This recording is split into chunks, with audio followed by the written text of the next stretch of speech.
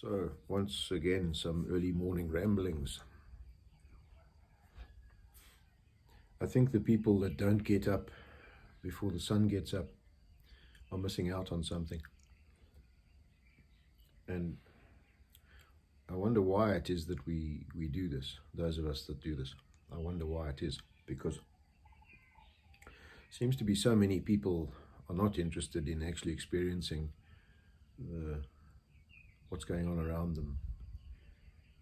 I've been talking recently to people about how immersed everybody seems to be in social media and glued to their phones, absorbed, addicted. It's definitely an addiction, and it's quite sad, but I guess it's part of the natural evolution of things, of humans. I see it as such a waste. You know, I get up in the morning and I'll sit here and watch the sky, listen to the birds, think a lot. And I remember I have lots of fond, comfortable memories from my childhood of experiencing the smell of the morning air and the light and the noises and all of that stuff. And I almost feel sorry for people that don't have those. Well, I don't feel sorry for them, but it's unfortunate that they don't have those memories, have those things to think back on and consider, and to help them gauge life and all of those things. The thinking in the early morning in the quiet, I think, is very important. Sometimes one can get too wrapped up in thought, but it's a relative thing as well, of course, because depending on how much noise there is going on inside your head at any one time during the day, if you don't have the time to focus on certain of those things, if there are the constant distractions. It's another thing I've been talking about recently, is distractions and how everything is a distraction. But if you don't have the time to devote to your thoughts and those things that build your framework, your point of reference in reality,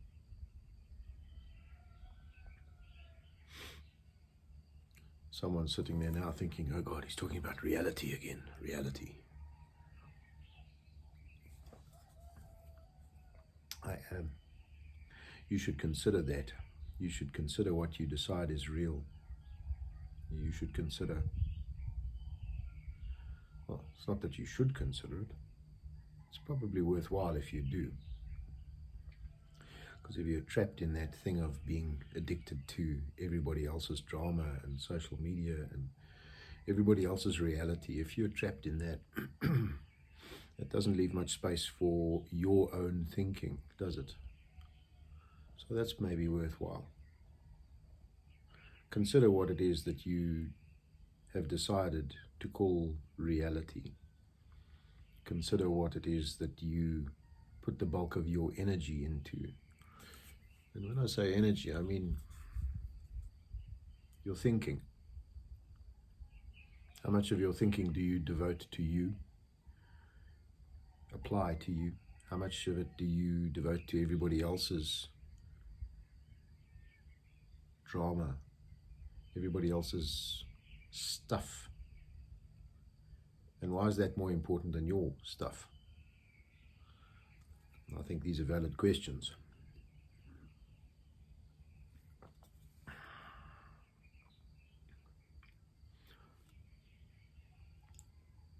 It's quite funny nowadays, whenever I make one of these videos, I have coffee, because I like coffee, I often think back some months back to where some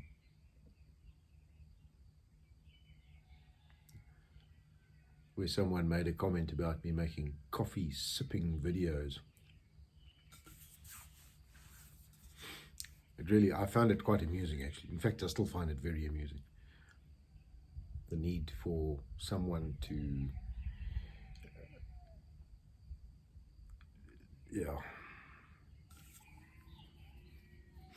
actually doesn't really matter too much about what I think about it.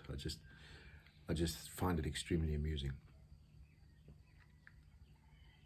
It's another one of these morning thoughts that often comes up when I think about things at a community or societal type level, is how people that can't do, that are unwilling to do for whatever reason, whether it's inability or fear, or they seem to concern themselves often with trying to chip away at the efforts of others instead of just doing themselves.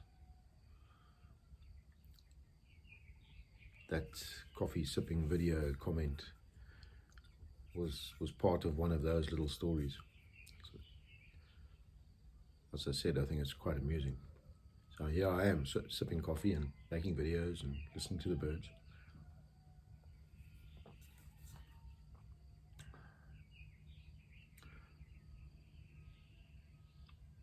Not quite sure what the point of this video is, other than just rambling on about stuff.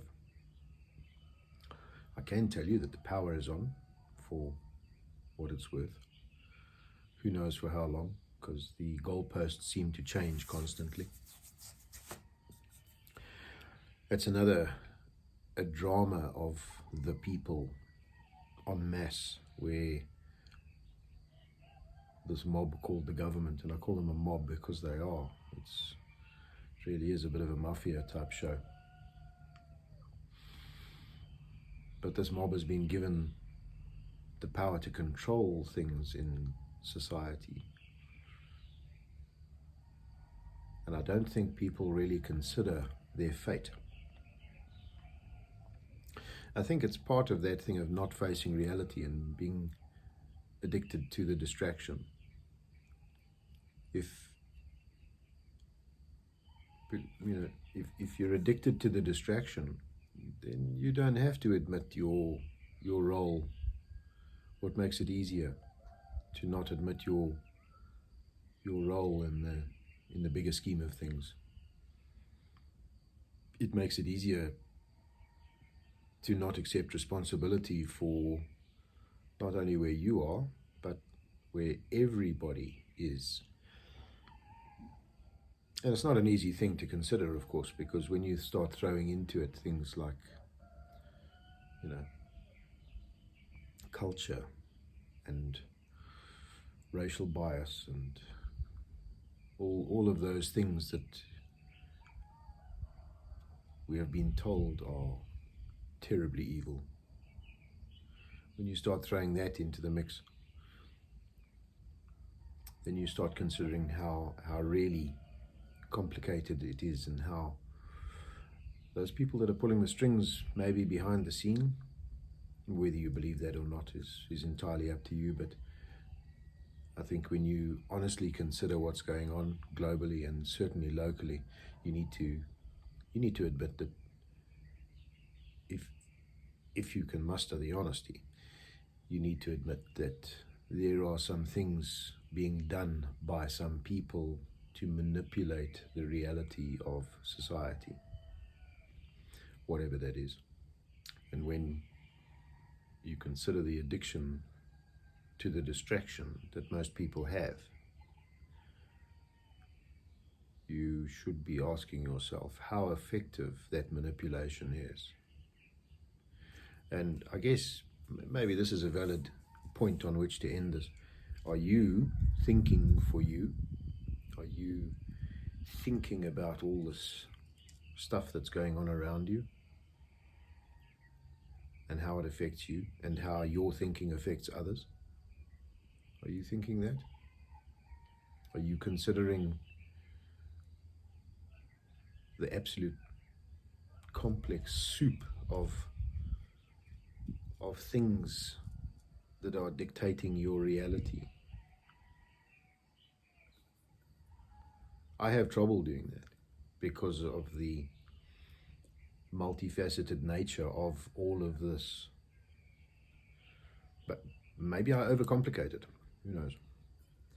I don't think so. I think I just recognize the complexity of it. And there's a problem in that as well sometimes, because sometimes you can look at the complexity of it and you can start wondering, what is the point of thinking about it, because you have no hope of controlling any of it. And I suppose that's a great deal of the thing here, is that you don't have too much control over what's outside of your sphere of control. You can, of course, control your thinking.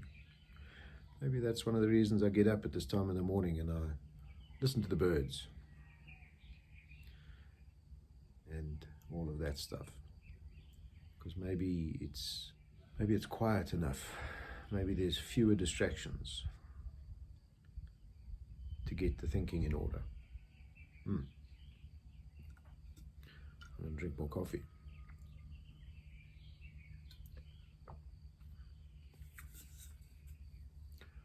Have the day that you're supposed to have.